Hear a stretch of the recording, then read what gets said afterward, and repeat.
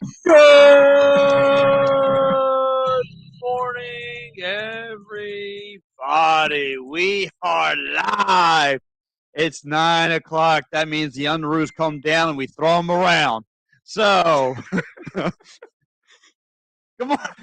It's me, Pat Bernard, alongside my favorite co-host. He's always confused whenever I talk, especially in some weird manners. My man, Mike Lauer. Good morning, Mike. Morning. We just lost probably half of our viewership, right? What? Because the pants are down and we're throwing them around? Yeah. Pat, see this right here? This is Good morning to the John, the man on the Monday nights. He's already checked. Look, his pants are probably already down. What's up? Oh, man. I went in front of my Mount Rushmore head coaches. That's right. That's our boy over at the Pay the Lines, Crockpot. He's excited about that. That's good. That's good. Stay tuned. But go ahead, Mike. What's up? Your pants are down? No. You see this right here? It's called coffee. Yeah.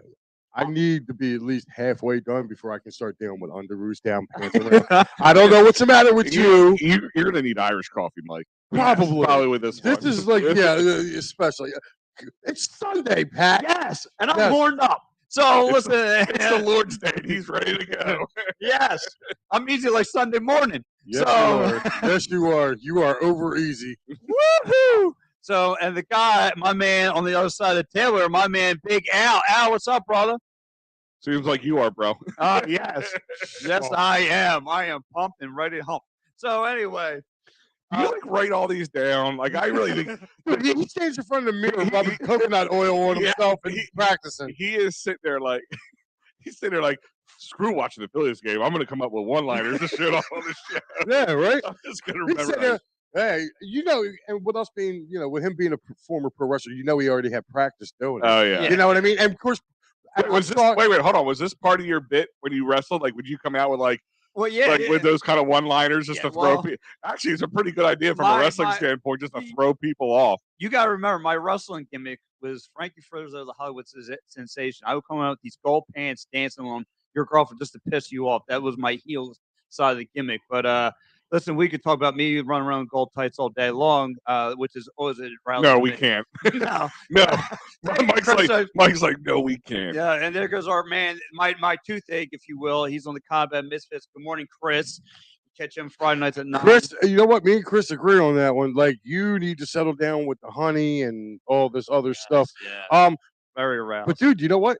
We got a pretty hot baseball team. Yeah, let's talk about that baseball team. The second straight shutout of the week. I believe the 13th or 14th overall 13th over here this whole season. And look, they're looking pretty good. They are responding big time to that loss against the Mets. And look, man, between Nick Castellanos, Alec Bohm, JT Realmuto, those guys are really packing on the hits here. They are really thriving. And just when we all written off Nick Castellanos, No. You again. Hold on. I didn't write him off. You again write him off. Here we go. I don't want to throw no one on the bus. Should bus. we go to the tape? Yes.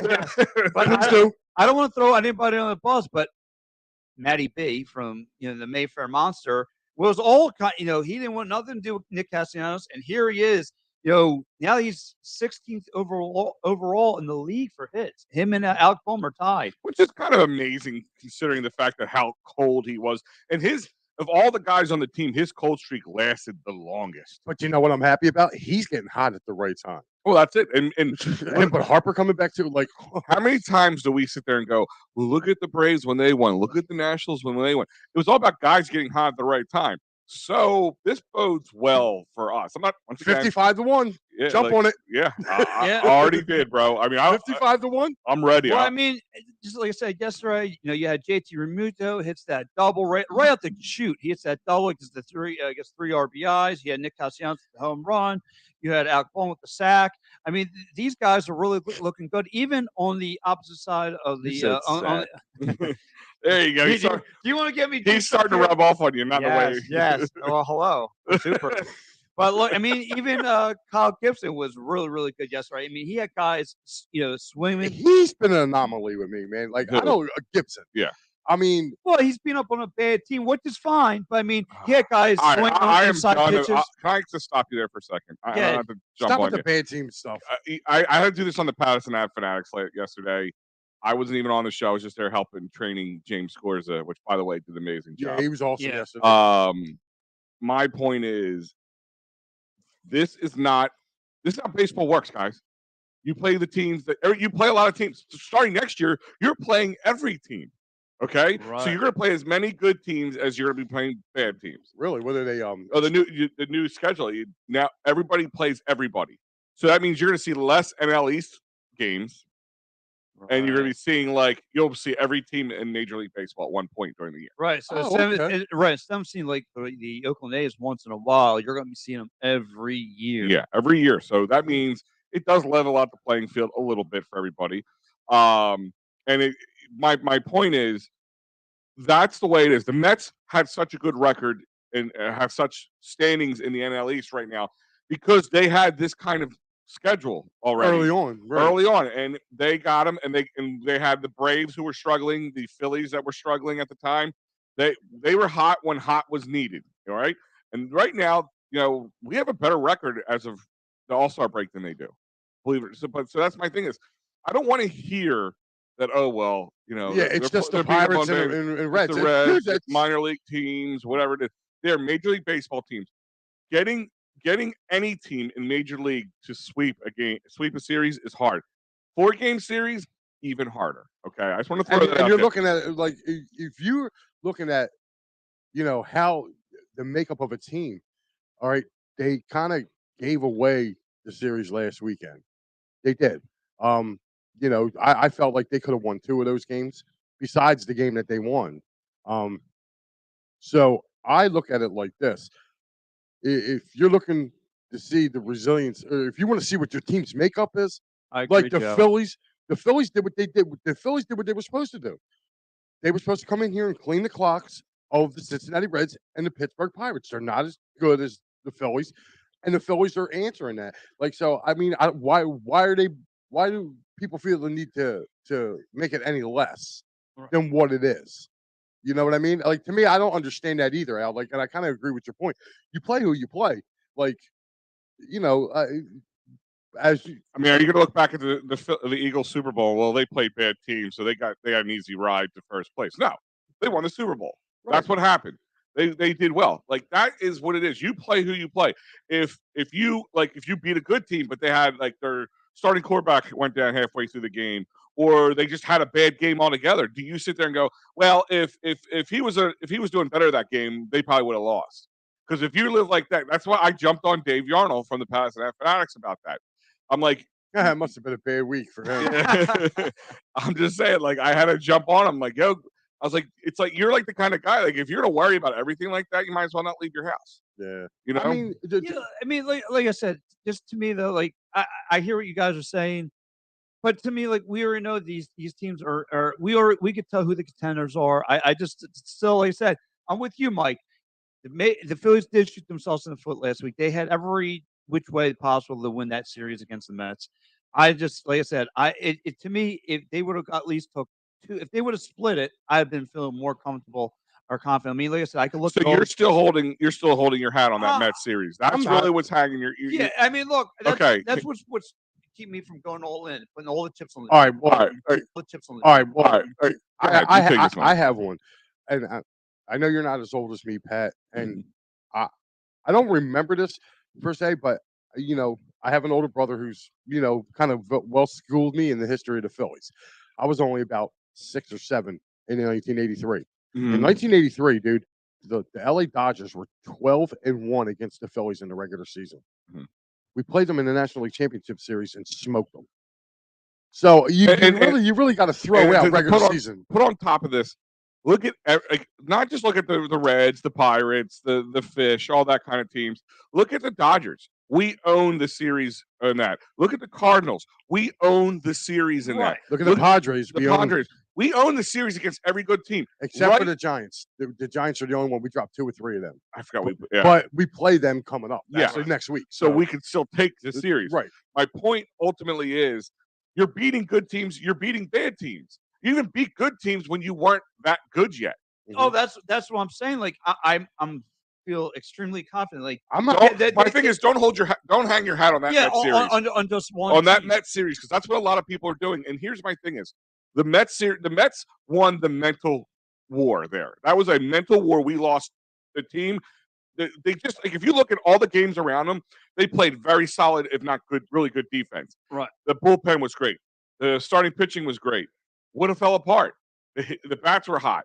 Bats got cold. Starting pitching looked not so great, except for Bailey Falter. Yeah, exactly. Like if you say you had Gibson, the bullpen was great.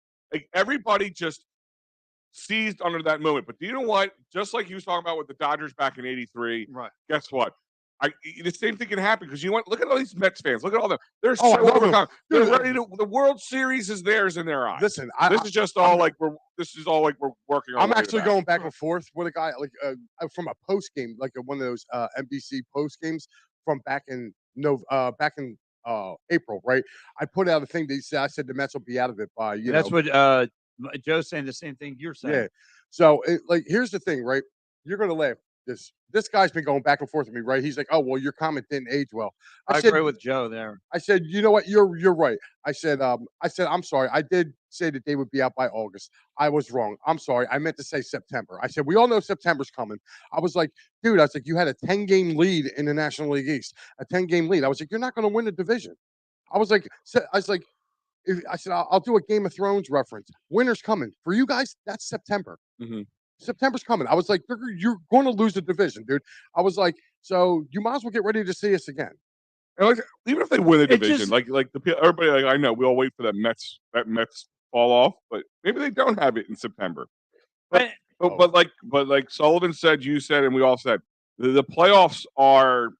And I look, it's a clean slate, bro. It's all new. And I hear you guys again, but to me, when you're 1 and 1A pitching, your two aces that you rely on come up small in these big moments, has me, again. One big moment. Not all your big moments. Come on, you stop with this. They come up. They do. Dude, how are you saying they came up small when the weekend before that, Nolan gave up one run? One run. He didn't have the run support. Right. And he had a bad inning here at home. He had one bad inning, dude. One. Now stop. Stop with that because no. I know he's 0-9. I don't care. I know the Bernard narrative when it comes to Nolan. Okay, I already know that. Did he steal your lunch money? I feel like he stole your lunch money. Like, no, between him and his brother with this whole narrative with Nolan, dude, Nolan's a different pitcher than I've seen. He's gotten better.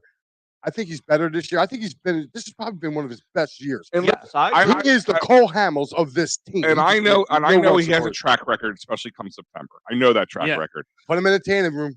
Let's just see what happens. Like, why do we always go to this doom and or this is Phillies fans for you? Yes. We always go right to the doom and gloom. We're waiting for that. Everybody's waiting for the Mets to fall apart. Yeah, the Philly fans are always waiting for the shoe to drop. That's him. This is him. Yeah. He is the one so I can go. And you're the youngest guy in the room right now. You would think the ones who lived through more of the dark days, we would be the more sour ones. Bro, I would hate to see you in like 1987, dude, with like Steve Jeltz and a bunch of. I would hate to see him from '94 to 2004, yeah. 5. I've seen some pretty bad baseball. Oh, what was his name? Jim Leary? Or no, not wait, Pat. How old are you now? 36. 30. Okay, you're only 3 years younger than me. All right. Yeah. So I mean, listen, he's 10 years younger than me. Yeah, our major sports somewhere you really follow and pay attention was probably that 08 team, of course, for the Phillies, the early 2000 Eagles, who were. So believe it or not, I know that everybody falls in love with the 08 team, but I'll tell you what, man, those 04, 05, 06 teams with Abreu and Tomei. I'll tell you what, it's a shame. Like they came up just short. Like when the wild card was first introduced, I think they 3 years in a row didn't they finish like behind Atlanta by like a game, something like that. Yeah, it was they just. Well, the Mets. Remember in 07, the Mets were well ahead of us again, and we ended up overtaking them. Yeah, 7 games with 2 weeks left. Yeah, I was down there. Believe it or not, true story. I was riding back with Hunk. Oh yeah, we're riding back from Boston. We went up to Massachusetts. We did a show. We're riding back. We're with Biker in his car. We're riding through New York, right? And Biker's going nuts trying to get the Phillies game, right? So he keeps getting calls all the way. So I pull up. We're in New York. We're about to hit the tunnels, and I see this guy with a "Let's Go Mets" thing on his thing. So I take my hat off. I'm like, "Hey," "What's the score of the Mets game?" And he goes, man. He goes, "They're losing 7-1." I grab my Phillies hat and go, "Great, thanks, buddy." He's like, Right. He started, dude. We were dying on the way back as we're going through New York. I got my Phillies hat going like this out the window. Yes, taking the shirt off. But listen, no, my shirt never came off. I said my hat. I'm sorry. Look, him and his Chippendale fantasies. Here we go. Mo, what are you doing to this man? Well, listen, look, a second straight shutout doesn't come around often. I mean, in a week, in the same week. So I gotta be happy with what I'm seeing from the Phils. Like I said, Kyle Gibson had them, swinging it all around the pitching box. He looked really, really sharp yesterday. Well, good. I hope he can continue that because he's been like 2 good starts, 1 bad one. 2 good starts, 1 bad one. And also he's like does really good in the 4th or 5th inning. He implodes. He implodes, but if he gets through it, he's fine. Like it's that 1 inning. Like that second time around, like the second time around in the lineup, he struggled. Can I give a tip of the cap too to Bailey Falter too? Absolutely. Because you know what? We've been killing this guy. Like we've been pretty much saying that every start he has is like a loss, and this kid is just going out and balled. Yeah, he has. Him and Suarez. Like Suarez to me has been the unsung hero of this pitching staff. Ranger Suarez has just been balling. Now, hopefully, we can get Noah balling. You know what I mean? Like, I'd like to see a little more dominance from him. Even in that Mets series, Fulter looked okay. You know what I mean? He did. Like, I'll tell you what, man, I'm really happy, man, with some of this. He was the only one that looked okay. Yeah. I mean, if you, like I said, if you would have went into that series saying, we got Nola, Wheeler, Gibson, and Fulter, who do you think is, and you said you're only getting 1 win. Who do you think everybody's picking? Like, everybody's going to be like, oh, is it Wheeler or Nola? Right. You know what I mean? Like, for him to get the win in that series, and he's been pitching well, man.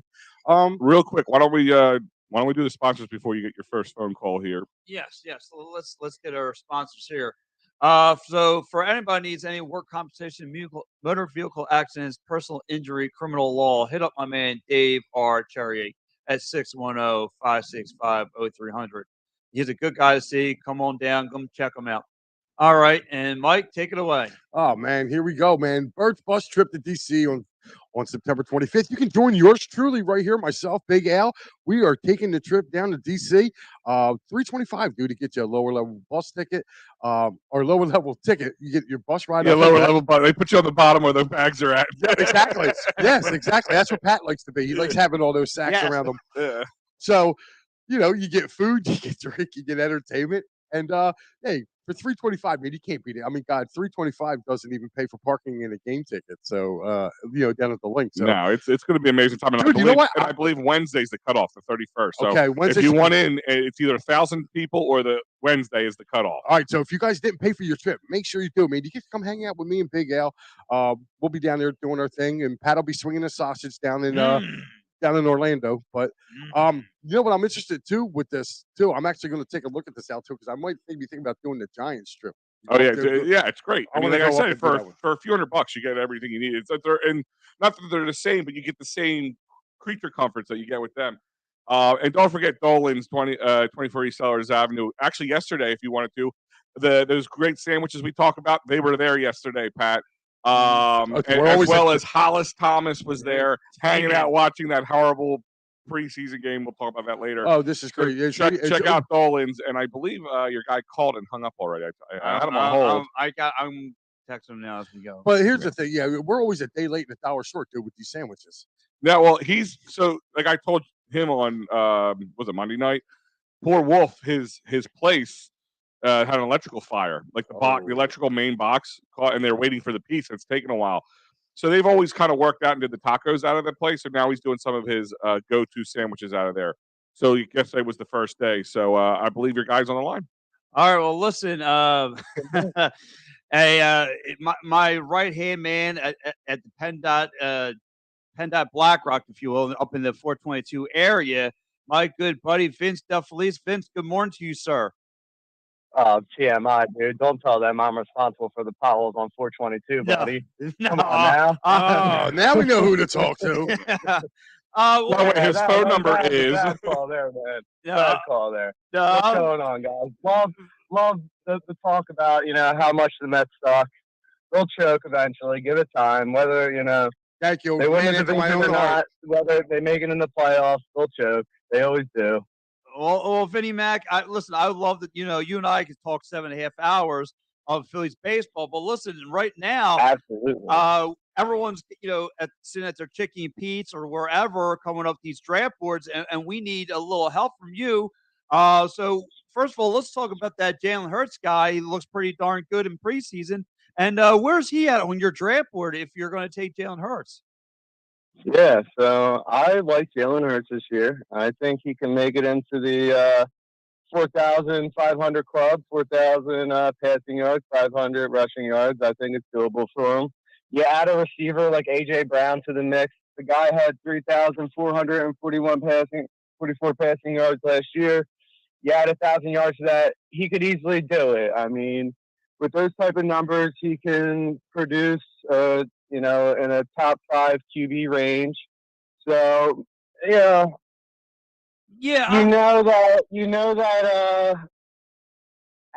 Josh Allen's going to go off the board in the 3rd round, and Mahomes is going to fall right behind that. So in the 4th, 5th round, you're sitting there, and Jalen Hurts is sitting there. It's not a bad pick to take him. You're going to get good value out of him. So I really like what the Eagles are trying to build around him. He's got plenty of talent around him. So the sky's the limit for him, really. Yeah, I was looking at some mock drafts from all around, and I saw one. Obviously, like you said, you got Patrick Mahomes at 2, you got Justin Herbert at I think 4. Yeah, Herbert too. Yeah. Yeah. So I mean, you got. I mean, I'm not. I'm kind of a little biased on Herbert coming as a Raiders fan. The kid's got talent, no doubt about it. I mean, he's unbelievable with what he can do once he leaves the pocket. He can put up mad stats on a weekly basis, but I would take Hurts over Herbert in my opinion. Right. I mean, wow. I'm sorry. He said that you would take Hurts over Herbert? I would take Hurts over Herbert. I would. Listen, dude, I'm an Eagles fan. I wouldn't do that. I mean, Herbert's got a lot more weapons right now than Jalen, and he's got more continuity with his offense. I mean, I think Jalen's going to have a good year, but I definitely wouldn't put Herbert like a little bit better. He really is. Well, regardless, you're going to get him in the same round. Like, from what I'm seeing in mock drafts and all my drafts, people are reaching on Hurts. There's no doubt about it. I mean, if you want Hurts, you're going to have to reach on him because he's going kind of early in most drafts that I'm seeing. Yeah, and now, so you like I said, you have Hurts going before Herbert. Now, are you surprised? Like, again, I seen a mock draft where they got Dak Prescott at 10. I like Dak. I mean, I don't mind Dak. Dak, he's gonna have to prove it this year, and it all comes down to him. Like, it's gonna be tough because everybody knows that CeeDee Lamb is the man that he's going to. Like, they're gonna double team him, they're gonna triple team him. Schultz is gonna be a safety valve, but it's gonna come down to Dak. I mean, can he do it? Yeah, absolutely. All right, Vince, he could be a top 10 producing quarterback. All right, Vince, this is Mike, Pat's partner here. What's going on, Mike? Who do you like as maybe somebody you could take and have value in the draft, like later rounds? I got a couple guys in mind. I don't know if you've heard of them or not, but if you want, I like as a second quarterback. I love Davis Mills from the Texans. Love it. I think he's got love it. And actually, I like his running back, who's now projected to be the starter, which is Dameon Pierce. I like so. Yeah. And being the Texans and being they finished last in that division. They have an easy strength of schedule. They're going to be playing from behind. The guy's going to be throwing a lot. You know, if you're not in an interception league and you can take on, you don't have to worry about the INTs. Absolutely, yeah. They can produce some points down there in Houston. I believe that. That's kind of crazy, too, because I'm looking at their roster. They got Jeff Driscoll as a quarterback, and they also have Kyle Allen. And Marlon Mack. Marlon Mack went there. I didn't even know Marlon Mack went there. That's crazy. Yeah. So, and Vinny Mac. So, what do you have though for again, like I said, I'm looking at a bunch of mock drafts. They got Brady at 9. Are you surprised that they could go Russell Wilson sitting at 11? I'm not surprised by that. I think that offense is kind of Russell's going to have to be more of a field general this year. It's going to be a slow tempo offense. They're going to run the ball. They're going to pass when they need to get a first down or red zone situations. I like Russ. I'm a believer in Russ. Let Russ cook, but he's got talent around him. I love, Judy, Sutton. It's a shame who they lose, Tim Patrick. They have good wide receivers. They have 2 good running backs. They got a good tight end. He's got talent around him, so he can put up numbers on a weekly basis. But outside the top 10, I'm not surprised by that. No, not at all. So, like I said, because I'm basically going to be in a PPR league myself. So who? Let me ask you, who's going to be a sleeper quarterback for you coming in this year? I like Derek Carr. Mm-hmm. He's not really. Derek Carr puts up numbers, and people don't really notice it. Yeah. Playing in that AFC West, there's gonna be those games, dude. They're gonna be high scoring games, 42-35. Every time you have a Raiders and Chargers or Chiefs and Raiders game, they're going to be high scoring games. They're sloppy defense, mostly offense.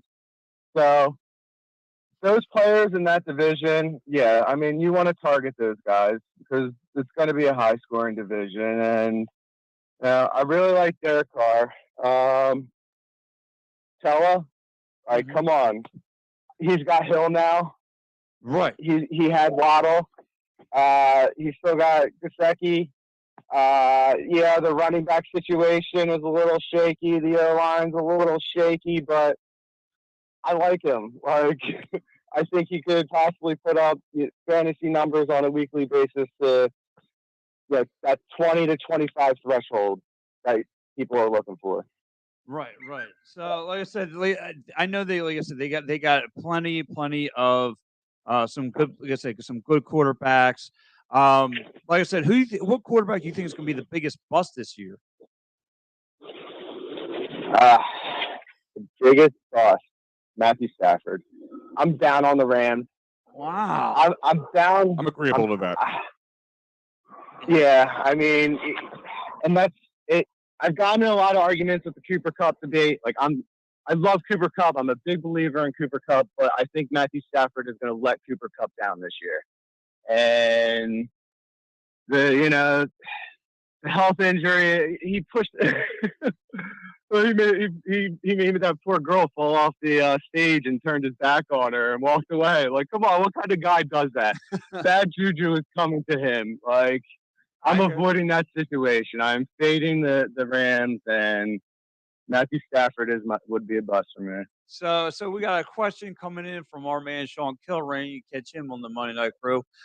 He says, "Have the 11th pick in a 12-man PPL league. Who would you?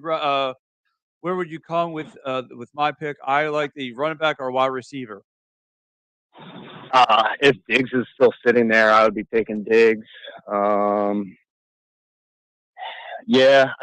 After that situation, you figure top 5, 6 picks are going to be, your running backs, and you're going to start getting the first wave of wide receivers. So you might be looking to take what's best available running back wise. But if Stephon Diggs is sitting there at 11, which he should be, I'm taking him. Yeah, absolutely. Right. Again, you can never go wrong in a PPR league going running backs. But however, like you said, you got Stephon Diggs. You got to take what's best available on the board. In a PPR league too, you got to take advantage of this points, especially if it's a full point PPR. You got to be looking wide receivers. Yeah, absolutely. So, like I said, though, Vinny Mac, listen, we got a big show coming up here Tuesdays at 8 p.m. You and I, and I believe that we got the Fantasy Express. a lot. Like I said, I can't wait to get started. Again, like I said, it's going to be a lot of fun. I can't wait to talk. A lot of questions are going to be coming in, asking You a lot of questions about fantasy football. Yeah, you and all need that to ask a lot of questions about fantasy. Did you see where you finished last year? stuff. Shut up, Mike. Yeah. You need all. I was gonna say, like how he's Can I running, make he's one running the show. observation before I leave, Pat? What's up, brother? It's something to think about. So, kind of what I noticed last year, and thinking of the general landscape of the NFL, will you agree with me that the parity in the NFL is very obvious? Yes. And playing in a lot of leagues the last year and the past couple of years, I think that's playing into the role. It's playing into fantasy football, and you're seeing that in fantasy football where you have leagues where a lot of people are 500, or that parity in the NFL is playing a role into the parity of fantasy football, and it makes fantasy football more interesting because somebody with little interest can draft really good players, not really knowing what they're doing, and still do really well. So I like where the league's going. I love fantasy football. I can't wait to do the show with you. It's going to be a blast. Oh, you listen, Yeah. Vince. I'm Famous last words, bro. Vince, listen, you might want to rethink that. I'm just saying, I've been doing this show next to him now for over 2 years, and just get prepared for some suntan lotion, some Red Rockets, flaring. See, I mean, he's already getting worked up, so just be aware. Vince has worked with me for like 5 years, so I'm pretty sure he's used to everything that comes flopping out my mouth. Oh, you poor bastard. I know what's called. I know what I'm working with, and trust me, he's on a short leash. He's already been threatened to be fired a couple times. So. Oh, that's great. That's awesome. Yeah, don't worry. That's just yesterday. Yeah. Dude, how many times I've been thinking about firing him too? Like we're all there. Yes. It's a never-day wake-up call for me. Oh, jeez. So anyway, well, you gentlemen enjoy your day, and tune in on Tuesday, 8 o'clock with Pat and I. We'll be talking some fantasy football. Yes, and not just Fantasy Island either. It's fantasy football, Pat. Stay on track here. Thank you, Vince. Vinny Mac. Stay on track. Yeah, stay off that fantasy island, buddy. All right, Vinny Mac. I will catch you. I know you can get your heads in the clouds, dude. Oh, very fast. You can get lost real fast. Yes. In a brown paper bag. Yes, worse than the snowstorms. So anyway, Vinny Mac, I will catch up with you Tuesday night. All right, brother? Absolutely. Take care, gentlemen. Thank you for having me. See you, Vinny Mac. You got it, Vinny. He seems like a real good dude. He's a good dude. I really feel bad for him. I love working for him. We actually make a good team, and then once we get outside of work, which means he does all the good work and Pat sits there and drinks his coffee. Yes. Good job, Vince. Good job, Vince. Yes, and eat. And eat. I'm sorry. Yes. What was I love stuff in my mouth. Never mind. See, we're ready to go there again. Look, dude, I know I'm going to church after this, dude. I'm going to have to take a bath in Hollywood for me and you. He's going to light an extra candle for you. Now listen, I'm serious. I'm going to have to look at the priest and be like, look, dude, just pour it over me, dude. If you see what I had to sit next to for the last hour, he's going to have to like pour it on your phone for you. Yeah, much. But real quick, I want to get back a little bit about the Phils though. Because I want to touch on this. What do you think Thor taking the hill today? What happens there? I think they get the sweep today. I think so. You think so? The Pirates. The Pirates. Somebody asked me, "What do you think? Who do you think was worse, the Pirates or the Reds?" It's like 1A, 1B. Yeah. I think the Reds probably have a slightly starting better pitching staff. Yeah. I think the Pirates got the better start than I know. I like some of the Pirates' young players. Like, they showed some gusto. They're just young, and a guy like Thor, even though he isn't the Thor that he used to be 4 or 5 years ago, he's still a savvy pitcher, veteran. He's pitched well. I think he goes 4-0 in his Phillies as a Philly. Let me ask you a question. Do you make him a contract offer?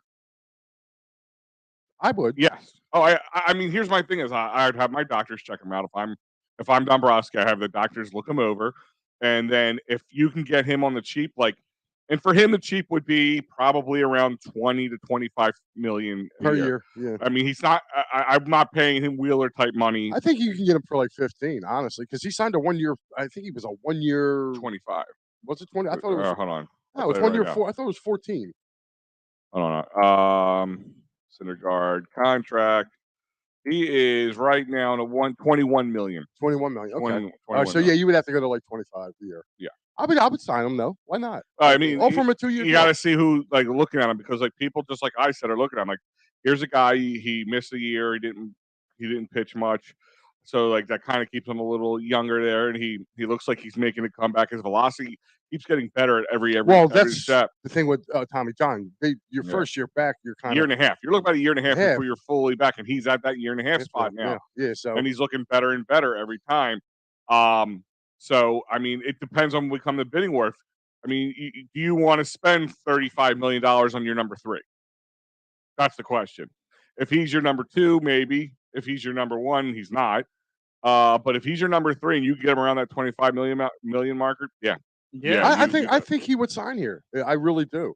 I mean, if you look at the landscape of it, I mean, really, how old is he again? Hold on. I think he's 30, if that. Yeah, he's 29, so he'll be 30 next year. Right? Yeah, so that's what I'm saying. Like you just turned 29. Right? You signed him with a 2-year deal, dude. You got him when he's 31. Oh, actually, no. Tomorrow's his birthday. Okay. Wow. He'll be 30 tomorrow. I just looked at that. So he'll be 30 tomorrow. I think if you can get into like a 3-year contract. That would be perfect. And that's the thing is you don't need to go crazy with him because you got Painter and them in the waiting, hopefully to be. You got Painter, right? And you also got Wheeler and Nola for the next couple of years too. Yeah. So now you have Wheeler, Nola, Syndergaard. I think Gibson's got one more year here. Yeah, I mean, I think Zach Eflin's on name out just because of his injury history. Good. And then you can find and your Rangers. So you got a pretty good starting 5 right there. That they can match up. I would definitely give him a shot. I mean, I think he's earned that right. And I gotta be honest though, like we all know about Eflin having like this up and down season. Like, man, Eflin's got to go. Yeah, and he's got to go. Like, and I'm tired of it. If he stayed healthy, he'd probably be a different story. If he stayed healthy, yeah, but he don't ever stay healthy. That's the whole thing. He's our Jacob DeGrom. That is. Well, let's not give him that kind of. Well, no. I mean, as far as trips to the injury. Oh, okay. Like how DeGrom gets hurt every year, so does Eflin. Right. So, like I said, it's. However, like I said, back to the game in here, I think, like you said, I think they get the suit today. I think Thor's going to be all right today on the mound. Syndergaard's going to be fine. I think he puts at least 5 Ks. He should be able to cut through this. I'm not worried about Ks with him. He's the kind of guy that he's contact. If he's a contact that guy, because guess what? I know it seems sillier, but games move faster. Sure, when they hit the ball. His pitch count stays down. You can go 6 or 7. I mean, this series for the bullpen gave them a lot of rest. Mm-hmm. So if he goes 6 innings, that's awesome for them. Mm-hmm. And if the same thing, if it's the same MO, if they come out and jump on them in the first 2 innings, I think they score 1. They scored 2 points in the first 2 innings. It's all but done. Yeah. Right. And the Pirates are thinking about going home. Yeah. You know what I mean? At that point. Yeah, at this point they've been dejected enough. I mean, they just lost. I think they just got swept by the Braves right before us. Right. Yeah. So look, I mean, great week for the Phillies. Like I said, Kyle Gibson having the Pirates, fishing around that pitching zone yesterday and making every K, 9 Ks. That's what I said, man. 9 Ks. Like when I saw like I said, I'm not gonna lie. I'm not gonna act like I watched the game yesterday. I was at the Corn concert. Right. So I didn't watch the game, but I was doing my research for it. Like I'm sitting there looking. I'm like, dude, like this is what I mean by Kyle Gibson with him being, 2 good starts and then not a bad start, but like he has that troubled inning as we talked about earlier. Yeah. Like that's what I was waiting for last night. You know what I mean? Because you're just waiting on it. I was like, come on, it's going to happen. And don't forget, you're talking about being tired from being out late last night. You're going to be tired for the next week because you got West Coast swing coming up. So all games are like, I think, let's see, the first 9:40, 10:15. Saturday's game next week is 4:05. Oh, and Sunday's game is 4:05 as well. Hold on. Yeah, which one of them is on Peacock, though? Because it's probably Sunday. Yeah, because now, like, that's another thing, too. Like, that's my biggest gripe this year with Major League Baseball. I understand you want to try to promote this thing with Apple TV and with Peacock, but, like, come on. Like, you're just adding another bill. Yeah, it's another bill. Like, actually, it's free. Apple TV One is free. It's a free game. Those games were free. You don't have to have an Apple TV. I'm talking about Peacock. I'm talking about. I think they're free too. So here's my thing is, if you download Peacock right now, you can watch stuff on it with commercials. Not everything they offer. Like I know they have the WWE stuff on there now for wrestling fans. That's part of the premium $5 subscription. I have that. That's how I know this. Okay. I got it because my wife used to watch stuff on it, and then I just never got rid of it. That's how they get you. It's like a gym membership. Yes. But I think don't quote me on this, but I'm pretty sure unless they changed it, you could still download Peacock app and watch some of their free stuff. And I believe the games you don't have to pay for. Don't quote me on it, but I'm pretty sure the game of the week or whatever the heck they call it is free. Right. So and Apple TV, the same thing. If you have an Apple iPhone, you just go to Apple TV when they're playing. No, I got an Android, so it's not going to work. That's the problem with that. That's where it sucks for that situation.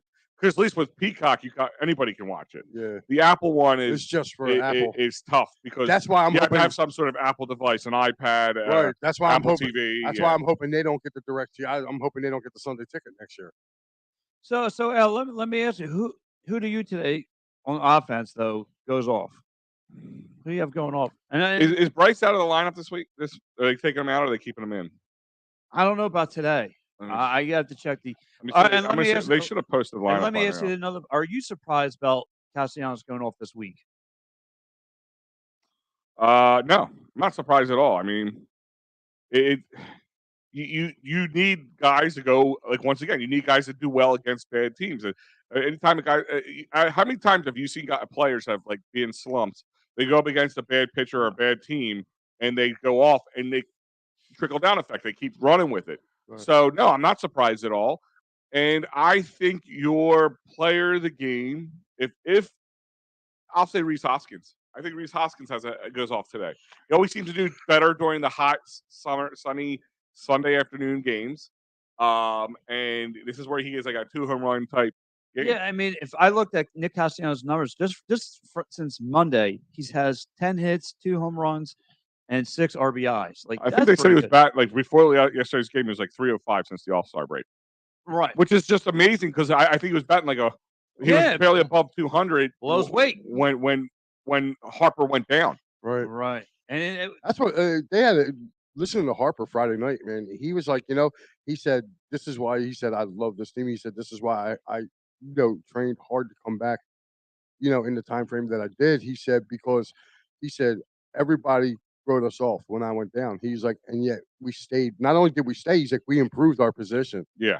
He's like, oh, you got to understand when Bryce is sitting there rehabbing and watching from afar, like, and he's watching this team fight, man. He's like, yeah, I got to get back. It was like, do you remember in Rocky 3 when Clubber Lang's sitting there watching? Yes. Where he's like watching from afar, and you see him just like watching Rocky Balboa win all the time, and his knuckles are starting to pop. Yes. That's Bryce Harper. Yeah, that's Bryce Harper watching this team like they're winning. Like, yes, people wrote him off. And if this team faltered and just kept falling and just barely could keep above 500 and dip above and below, he wouldn't have been. I guarantee he wouldn't have been back right now. Well, listen, you mentioned Clubber Lang, so I want to have some fun today on this show. Since the football season's around the corner, of course we get like Rudy popped on yesterday, so I was sitting there chilling watching. Overrated movie. Hey. You got Joe Sullivan. I don't care. Paul Spencer. They're all gonna be checking in. Rudy's Cowleys. Rudy's a fraud. All the Irish lovers. Oh my gosh. Rudy's a fraud. You're talking blasphemy now. I don't care. I'm a Penn State guy. But anyway, I want to have some fun. So I came up with about my top 20 head coaches, whether they're good, they're playing the good role, the bad role, however you want to cookie cut it. I have a Mount Rushmore. So I came up with a draft. I think the 3 of us in this room should have a draft of your Mount Rushmore. So for me, I'll start number 1. My number 1, my pick would be Mr. Miyagi. Mr. Miyagi is a good one. Like, that's actually on my list that people might not think of as a quote unquote coach. But he's he's probably the most universally recognized coach. If you think about like everybody, if you're not a sports fan or you're just a movie fan or just a person who knows about movies, I mean, especially now with what's it called, Cobra Kai. Yeah. So young kids are knowing who the Karate Kid is and who Mr. Miyagi is. I think he belongs on the Mount Rushmore without a doubt. He's like one of those guys who get a spot no matter what. All right. Yeah. I got to go second. Yeah. I got to take my boy Lou Brown, Major League. Lou Brown is on the list. Yeah. Yes. Yeah. He was great. Especially shit. I may move to England, but I mean, just listen. Like the best scene. But is he Mount Rushmore? Yes. Okay. Yes. Come on. Like watching that movie, you would run through a ball. Are you keeping track of this? I do have my. No. I'm just saying, like, keep track of what he says too, because like we might have to come back and vote. We might have a bubble guy or two. All right.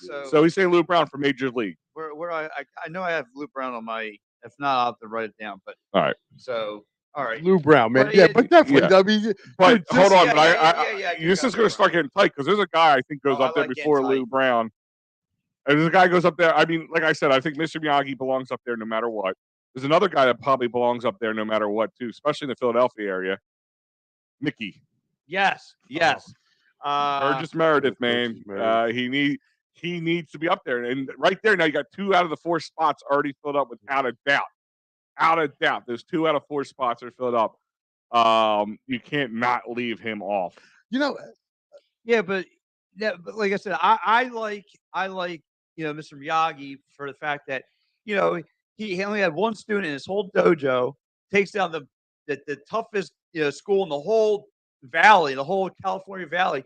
Not just take down Johnny Lawrence, but then takes on his other goons, the Matt Barnes of the world, who was probably the toughest kid in the valley, who was guaranteed to make Terry Silver a lot of dough, and he came up short with Mr. Miyagi. Yeah. I thought that was great. Me personally, like I said, I like Lou Brown. I have another one, but it's kind of all right. It's kind of out of the box. No. Go ahead. No, Al. Now, why do you love Mickey? Why not? Who has not been? Dude, come on. Who has not been inspired by Mickey at a young age and an old age? How about every time you work out and you're struggling and you hear, "Get up, you son of a bitch!" like how often? Like it was funny because my grandfather, we always used to say, kind of remind us because he was a short Italian guy from South Philly, and he would talk like that. He not the same voice, but he would talk like that, like, "Get up, you son of a bitch!" He would yell at in the morning to me when I was sleeping in. Yeah. But it was the same thing to me. But it was exactly. And you would always he would me personally, the Burgess Meredith character. There's Matt, Fire Howie. Good morning, Matt. Good morning. But poor guy. Hopefully, got some sleep last night. He looked like he was tired during that post game. Well, he probably was, man.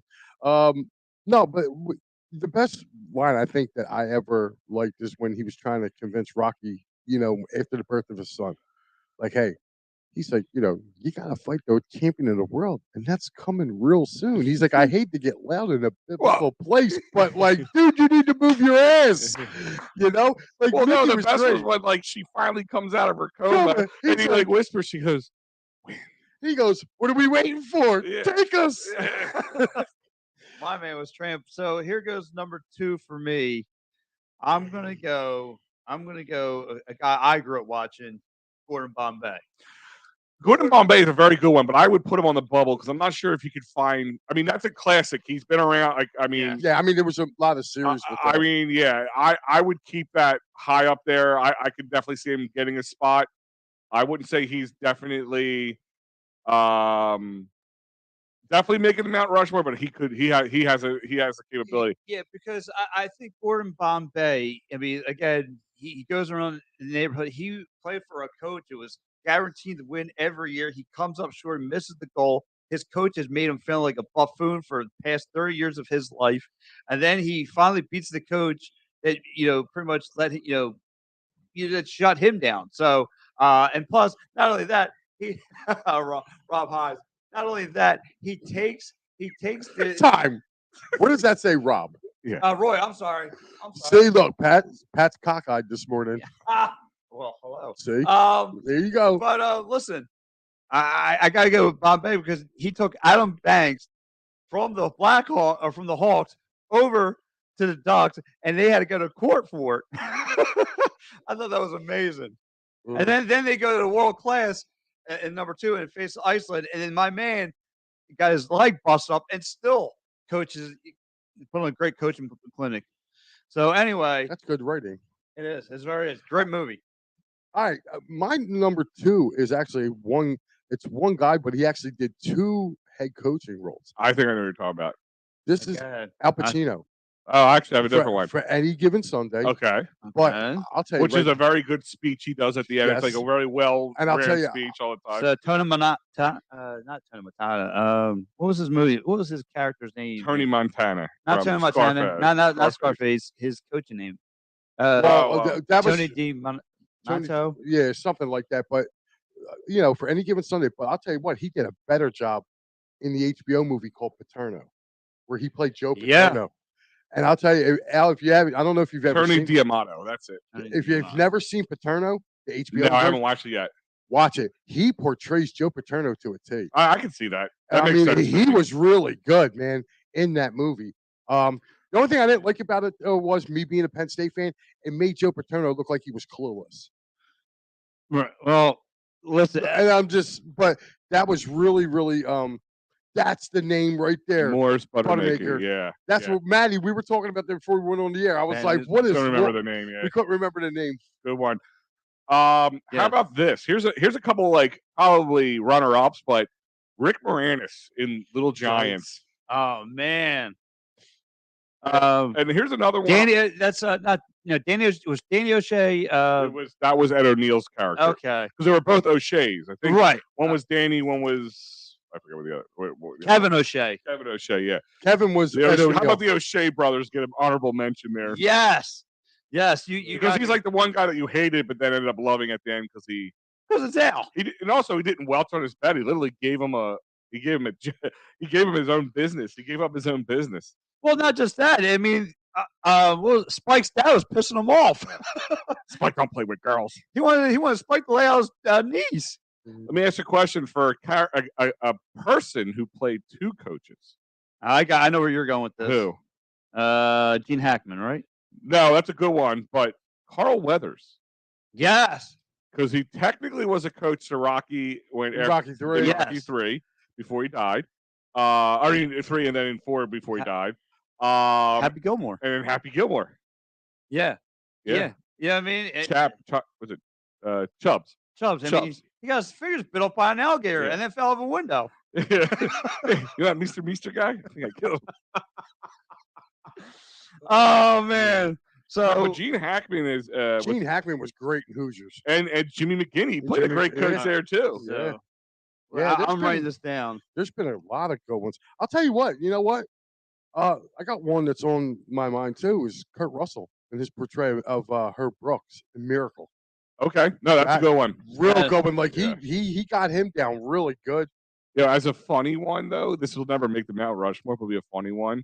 Is what's his name? Rip Torn in Dodgeball. Dodgeball. Oh yeah, I was catches a whole hand. Yeah, yes. He goes, maybe we should do something for. I don't think they make a card that says, "Sorry that your coach got killed by 10 tons of irony." You can dodge a wrench. You can dodge a ball. Yes. Here goes another mention. It's funny, but I don't think he's ever going to make the lens. Coach Klein from Waterboy. The Fonz, yeah, most definitely. Yeah, you got to put him up here, honorable mention. Oh, Waterboy, yeah. Dude, by the way, Monday night, did you see? What was it Wednesday night? The Dawn when we were doing our college football friendship show. The Dawn was wearing a Bobby Boucher jersey. Did he? Swear to God, broke it out. Yeah. I was dying. I was like, yeah. I was like, yo, I gotta get me one of those. They sell actually on Amazon. You can get a lot of those. Like I got for like $15. I got the Tropics jersey for Will Ferrell's. What's his character's name? Whatever. Jackie Moon. It says Moon on the back. I have Jackie. It says Moon on the back. Dude, I love it. Oh, that's. I love it. Oh, you can get a lot of like even like getting a Lower Marion Kobe one. Mm-hmm. They're like $20. Really? Yeah. I'm a big fan of I'm a big fan of like getting like stuff from like I don't know like. I like when Miracle came out. I literally went and bought. I got a 1980 U.S. hockey jersey just hanging up in my closet. At Delco Live, we did the Delco Masters, which is at the Putt Putt, and the guy went out and bought the Boston Bruins jersey, but it says Madison. Yeah, it says not Gilmore. Gilmore on the back of it. Yeah, and he bought the golden hockey puck / putter. Oh my God, that's a little much. Yeah, he went all out for it. It was awesome. So, all right. So I wrote down, like I said, I got about 20 names. I want you guys to say yes, no. Oh, hold on. I got a couple other ones already. Yeah, come on, man. We got let us get this in. Go ahead, Al. Yes. Jimmy Dugan. Yeah, I got Jimmy Dugan on the list. Tom Hanks from A League of Their Own. Yes. We already said Henry Winkler. We already said the O'Sheas. We got that. Trying to think. I thought it was. But let me ask you, like I said, on the villain side, would you put Coach Riley on there, Al? If you're doing a villains one? If you just overall old movie coach, like I said, Coach Riley. I mean, every year he was guaranteed to win the Pee Wee hockey championship, and he let Gordon Bombay know about it for 30 years. Yeah. You know what I mean? So, well, I mean, yeah, dude, he rocked the pop collar. How cool is that? Well, let me ask you a question. John Voight from Varsity Blues, is he on the villain side, or is he on the good side? I'd say villain. Yeah, yeah, he was a villain. I'll tell you what. You know who else too? You can put it as a villain too. Was damn, it was just on the tip of my tongue. All right, I had a thought. It's going now. Sorry, I had a squirrel moment. Right, squirrel. Welcome to my world. Oh no, I just had it on the tip of my tongue. I was sitting there. I was listening. You might to you get guys. somebody excited by saying that. Yes. All right, and my other one, it probably wouldn't make it, but I think could. Maybe if you go by comedy movies, but Cool Runnings, John Candy.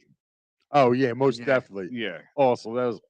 I'm trying to think of a villain. Like I was thinking of all these, like Well, I mean, it's very simple. Villain one. If you want with Miyagi, who are you going to go with the villain? John, that's who I was thinking. John Kreese. Yeah, John Kreese would be one.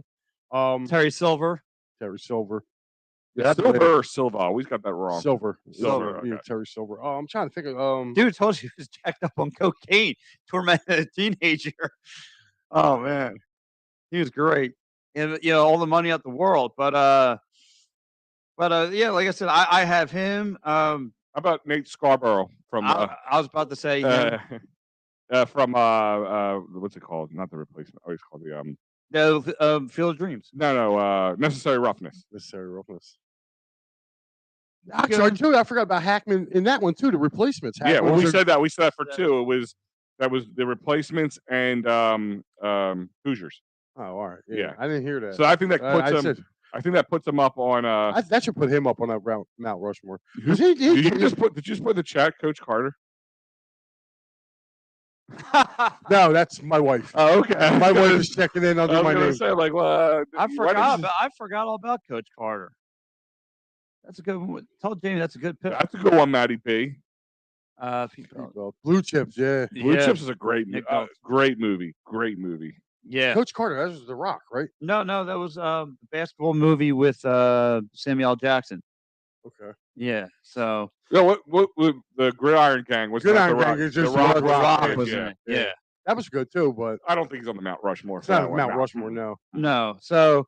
And then look at my wife checking in. Yeah. I was like, Mike, why are you not just saying it out loud on the mic? She's under my Don't look at his browser history. No, go ahead. Look at my browser history. You got some ideas. You had Joe Riggins. You had Piles from the Natural. Mm-hmm. What was Wilford Brimley's name? Oh, he was Pop. Pop, okay, right? yeah, Wasn't it? Yeah, They called Pop or something? Yeah, he was really good. Yeah, so sold me oatmeal and life insurance and diabetes. Yeah. All right, so I bought that from him too. So let's break down this. I got all the names written out. All right, let's go. We'll go definites, yes, and bubble. Yes, definite and bubble. Then we'll narrow down the bubbles. Mr. Miyagi's on there. I think without a doubt. Yeah, Mr. Miyagi. I say bubble. You're saying, all right, there you go. I got a bubble, and the only reason why I got a bubble. If it's not unanimous, put them on the bubble. Yeah. Bubble. Okay, so we got bubble. Okay. All right. Oh, I'm gonna be a dick on this one. Because I go Mr. Miyagi. So all right, we got Mickey. I think definite. Definite. Yeah. So he's a Mount Rushmore. He's on there. All right. So we got 3 spots left now. All right. So who do we say? We got Gordon Bombay. Bubble. I can't 100% say until we go through the rest of them. All right. Not a big Emilio Estevez fan. Sorry. Emilio. Hey, stand out front of the club, yo. Emilio. His name's Emilio Sheen. Mr. Muddy Ducks himself. Yeah. Emilio Sheen. He's the only one who kept the real name. Kevin O'Shea from the Little Giants. Bubble. It's a bubble, but it's a good one. Bubble. It is a good one. It's my childhood right there. Yes. It's yes. still a bubble. The annexation of Puerto Rico. Yes. He's a Super Nintendo computer somehow. Somehow the Super Nintendo became a great computer. And John Madden's all happy about it. Yeah. That was a great John Madden. We got Charles Peterson. For that's a bubble. But that's a good one. It's a good one. Because the thing is, Carl has 2 bubble ones, but if you get 2 bubbles, does that make it, Well, let me see. Like our Mount Rushmore, does it have to be 4? Yeah, I mean, it doesn't have to be, but yeah, when you do a Mount Rushmore, you're picking your top 4 of all time. That's how you're looking at it. I would do a Mount Rushmore +1. Like you got. Well, you got honorable mentions. Yeah, you got honorable. No, we said no. Patrick Houlihan's don't make it. Nah, he's more of a joke one, but it's a great one. You mentioned earlier? Oh, the head coach for the Miracle, Kurt Russell for Miracle. That's a good one, but I would say Bubble for right now. Yeah. And then you got what? Elmore. We got Al Pacino from Any Given Sunday. I can actually say yes to that one. I can say yes to that one too, but I'm saying yes more because of his role as Paterno. Like the thing is, here's my thing is that helps you. That helps him kind of push that bubble. Like I said, if you have 2 bubble characters played by the same guy, you pick the best character he's well known for, and you put him on there. Well, right, that's what I'm saying. I say put him on there. Al Pacino. We'll put him on there for Any Given Sunday, but the Paterno thing helps. No, listen, I'm telling you, like if you watch Any Given Sunday and then you watch Paterno, like his performance, Coach Paterno, Klein. Coach Klein, yeah. Coach Klein. It's some H2O. Well, Mama don't know, won't hurt her. Oh man, that's great. Okay. Yeah. What do you do? Okay, little baby. No, Coach Klein does not make the No, list. the Fonz ain't making it this time. It's a good one, but no. No. I mean, you're making a funny Mount Rushmore. Yeah, him, John Candy, Patrick O'Houlihan. Yeah, that's the comedic version. Shooter McGraw. No, he's the bad guy. I know, but he's still but good. he's comical, and he's not a coach. Sure. Let's go, John Kreese. All right, definitely. No, but he's the ultimate bad guy. Well, no. You're talking about still the normal one, right? The normal, he doesn't. No, He doesn't. I'm sorry. He doesn't make the Mount Rushmore. No, he don't. No. Did we even mention this one? Denzel? No, it's not. Does that make the Mount Rushmore, boys? Does Matty B come in with the save? Yes. Now we're down to 1 spot left. 1 spot left, and I would just do the vote right now. Like your wife is a genius because yes, I do love Jimmy McGinty in The Replacements. Yes. Gene Hackman's very inspirational. I Even when he was trying to kill Superman in the 80s, I still loved him. That's what I'm saying. So like you're going basically right now. It's Gene Hackman and Mr. Miyagi. If you're going that, it's kind of 2-1. Yeah. Hello, Linda. Good morning, Linda. Morning, Linda. You know what I'm saying? It's like 2-1 in Hackman's favor. That's kind of tough. I don't know. Keep going. All right, we'll put him top bubble. He's towards the top bubble. Those 2 are just like we need one more spot. One more spot. Keep going. Denzel. So we have Pacino, Denzel, and Mickey. Right now, so there's 3. Like I said, we need one more. Keep going. Do we have anybody else left on the list we didn't retouch yet? What's his name from Varsity Blues? We got him. John Voight. John Voight. No, he's a big guy. Yeah, so like No, he's not like inspirational anyway. Yeah, so right, basically the vote comes down to Mr. Miyagi. No, we're not going to do Tom Hanks's in the League of Their Own.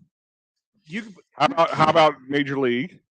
I like Lou Brown. I mean, he was one of my things, but no, he's not Mount Rushmore over there. All right, let's see. All right, so I would say right now we have 2 that could fight for this spot. You have Gene Hackman for either Hoosiers or the Replacements. And then you got Mr. Miyagi, Pat Morita as Mr. Miyagi. I think it should go Hackman. My vote would be Hackman getting the spot with the honorable mention going to Miyagi. Man, I'm very impressed how much coaches your wife sports. She's pretty good. Like my wife will watch sports movies with me, but I don't think she knows any names or anything. My wife's Al. Yeah.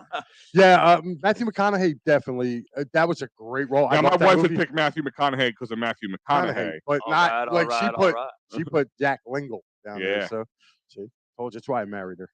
Like I said, either one you could go. So right now we're saying Gene Hackman or Miyagi. Hackman, Miyagi. You know what? Why don't we let the audience pick it? All right, we'll spend a couple minutes here. Yeah, guys, we are we're at a standstill here. Yeah, we're at a standstill. So we have Mr. Miyagi versus Gene Hackman, and we can say Gene Hackman for Hoosiers / replacement. So you don't just have to pick him for one reason.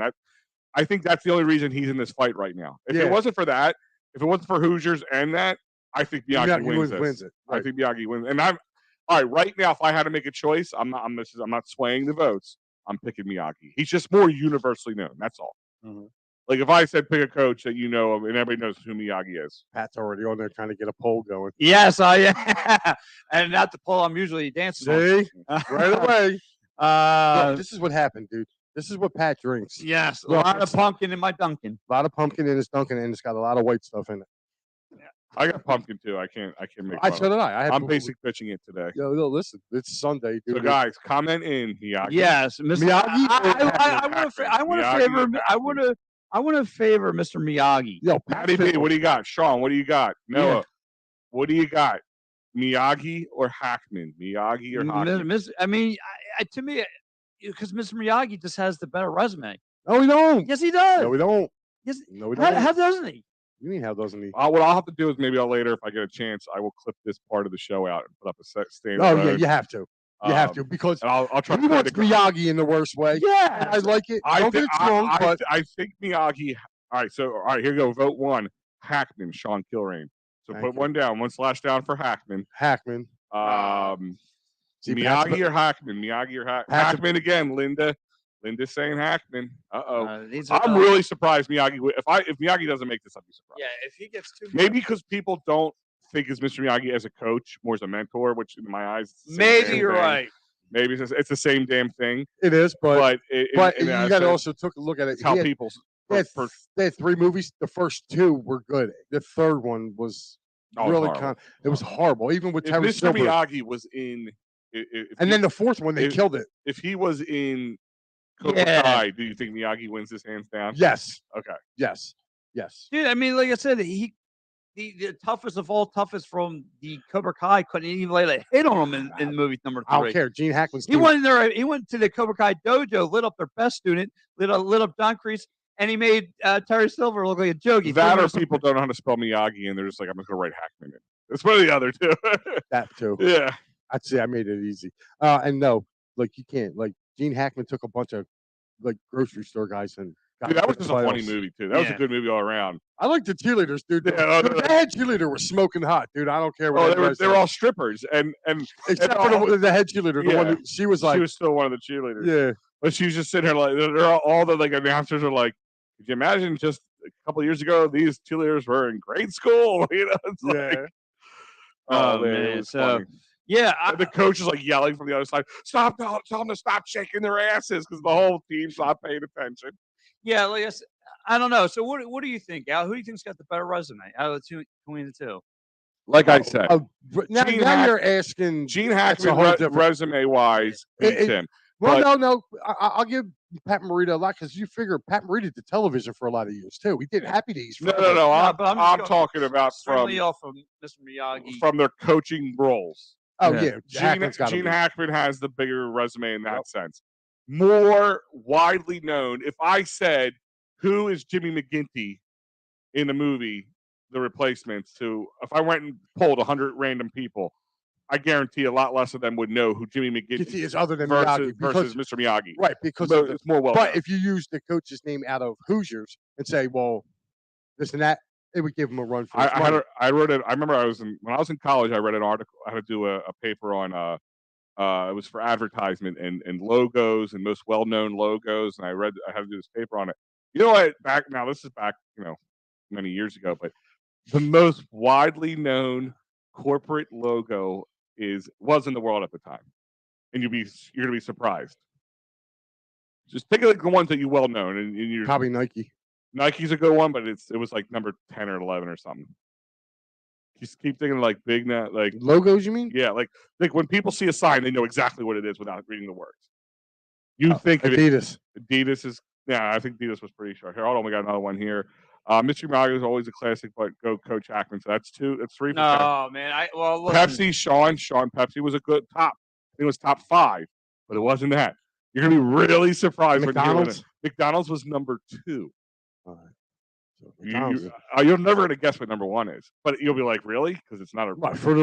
I'll give you a hint. It's a fictional logo, a fictional company, I should say. It's not a real company, but it was most well-known logo in the world, not just in America, but in the world. I have no idea, bro. Coke, no. Coke was a little lower, Dave. Actually, I'll tell you guys because you're never gonna get it. because it's not a real. Actually, I'll give them a second. It's a fictional logo. Think fictional logos that you can see it. You don't have to see a word. You know it. It's been around for a long, long time. Young kids know what it is. Older people know what it is. Doesn't matter. I'll give you a couple minutes while we figure this out. So right now, I'm guessing.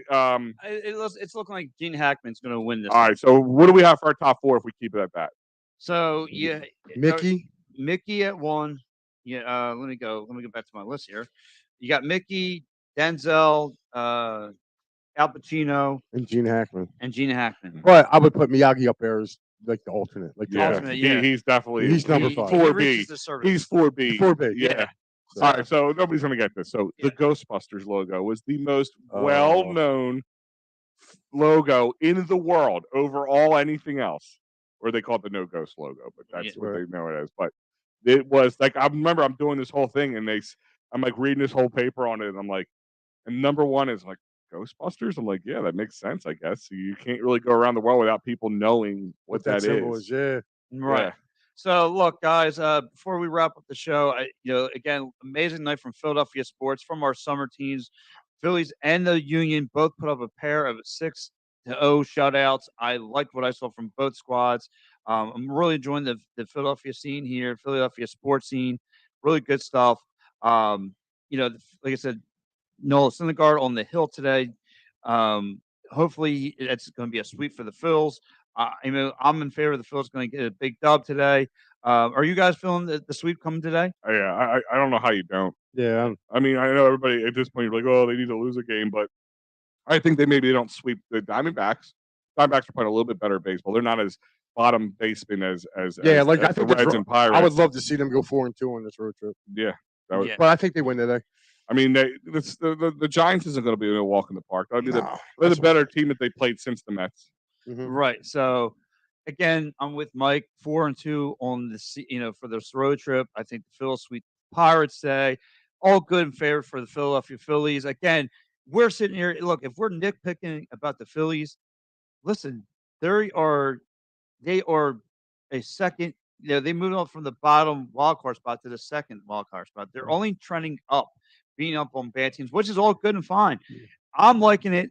Again, the NL East now is in the favor of being the toughest division right now. For years, it's been the NL West. Now things have shifted to the East, and look, we should enjoy it because now. Well, listen, I mean, the NL West is still tough too. I mean, they still got 3 teams out there that can play. I mean, but I like the fact that I know the Rockies are playing a little better. Rockies are playing a little bit better. I mean, it's always Arizona's giving some teams fits, even though they're not the greatest team right now. I mean, like even those teams, like you still got the Giants. The Giants are still like somewhat kind of they're still relevant. Yeah, they're not where you would expect them to be after last year, but they're still gonna. They're no right, and the Padres are right there as well. Like to me, like I said, the only thing I think that's going to kill the Padres' chances of making the postseason is they got all these games left with the Dodgers. You know what I mean? So that's what's really going to kill them. But yeah, I'm liking where we're going with in this division. I think it's going to be a dogfight because Atlanta's got a good young team. The Phillies have gotten younger, which is really something that we've been like really waiting on. You know what I mean? Phil's got. I know they're done with the Mets. They got the Braves coming up in 6 September. games. They got 6 games with the Braves in September. Okay, 3 away, 3 home. Giants 6.5. Well, listen. If anybody's under 10 games right now going into this month right now, like you got to consider that. And that's the other thing. Remember, the Giants series to the Giants is going to be like a playoff series, right? Because if they going against us, being ahead of them in that wild card spot, even though they might be trying to get above the Padres before they get above us, that'll be huge for them. They're going to be fighting for their lives. And just think, like we already lost 2 or 3 of them here. So we had to take 2 or 3 from them out there just to break even. But that was a whole different Phillies team at that time. Yeah. It was. But I'm just saying, like if you look at it, the Phillies only have losing records to 3 teams. Mm-hmm. It's the Mets, the Cubs, and the Giants. Yeah, and that's only because they didn't play the Giants and the Cubs yet. Yeah. So, and the Cubs they got swept by. It was the only really bad series outside the Mets series they've had since the All-Star break. You got to remember though, this Phillies team is really good on the West Coast. Plays really good baseball on the West Coast. They do. I'll agree with you. We'll find out. Yeah. So look, guys. And here is your lineup for the rest of the day. Listen, if you missed any during the week, the podcast is up. Just like the podcast for this show will be up right not too far after the show is over. There's still plenty to go on. You get the Phillies, the Titans final post game with Matty B for your last Pirates series, last game of the series, as well as all across all the time at 9 p.m. And we'll be putting out next week's lineup. I'll give you a little sneak peek. Philly Press Box Radio will have Brandon Lee Gouton from Bleeding Green Nation. Really great guy, and he knows his stuff. As well as the voice, Stephen Jones of Penn State. We will be having the Fandemic crew on EOP Sports Live Wednesday night. So a lot of checking you guys out. Yeah, a lot of good things coming up. And here you go, Pat. Take it away. All right, guys. Well, again, if you guys haven't signed up for this trip yet, please do so. Time is running out. Time is running out. So is Carson Wentz's time being a starting quarterback for the Commanders. So if you guys want to see, because by then this might be a quarterback change, who knows? But listen, guys. Now you're calling it that early, huh? Oh, wow. Yeah. They're not giving more than 3 games. He's done. Yeah, well, I have to write a couple of preseason games. But anyway, listen, Birds bus trip down to D.C., guys, September 25th. You guys don't want to miss this. Look, only $325 again. Like, I can't stress this out enough. This is a deal of a lifetime. And again, $325 is just getting you up in the nosebleeds at the link. But here, a lower level bus ticket. Hang out with all the top Philadelphia. Lower level ticket and a bus ticket. Yeah. Not a lower. Everybody's going to think they're going to be the baggage department at the bus. Yeah, the way me and Mike are spinning out. But look, lower level ticket, bus, food, drink, entertainment. Dude, I'm going just for the Hollis Thomas will Hollis be there. Thomas, like I said, 975 Bells and Berman. And if you're you're a VIP kind of guy, you're like the kind of VIP, you have a VIP treatment you can add on. Where you get the cigar lounge with Hollis. So it's a little bit more intimate if you want that ability. Yeah, so guys, go to PhiladelphiaSportsTrips.com and tell them that Edge of Philly Sports. Click on the EOP button when you're signing out. That way you get on the bus with us. Yes. Yeah, you'll be riding down with me and Big Al. Yeah. We'll be partying. That's a beautiful sandwich in between.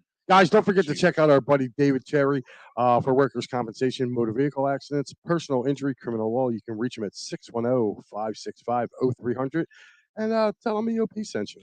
And don't forget Dolan's Bar. Like I said, you never know what you're going to see at Dolan's Bar. Damon Feldman, I love that. Gary Cobb, they're all there. Hollis, like I said, was there yesterday watching that pathetic preseason game, but don't get caught up on that. That's why we didn't talk about it. We didn't talk about it because it's not. It's. If you missed it, go on our YouTube page. You'll watch the we called it a post game, but the game was still going on when we were doing it because it was that bad.